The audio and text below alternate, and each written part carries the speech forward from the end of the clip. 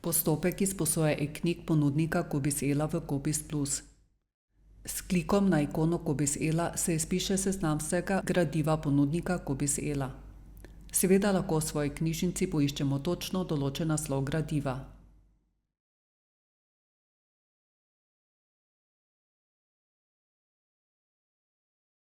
Pogledamo, ali je to gradivo na razpolago pri ponudniku Cobiss-Ela.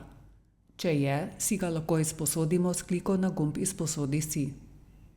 Izberemo knjižnično izkaznico.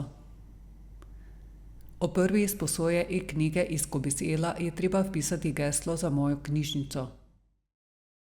Če se je gradivo izposodilo, se izpiše nekaj informacij glede pravil izposoje, s klikom na gumb Prenesi pa lahko takoj prenesemo licenčno datoteko. S klikom na ime prenesene licenčne datoteke se bo odprla aplikacija Thorium Reader in se bo začelo nalaganje izposojene e-knjige. Za odprtje e-knjige je treba vpisati geslo za mojo knjižnico. To je treba storiti le ob prvem odpiranju knjige.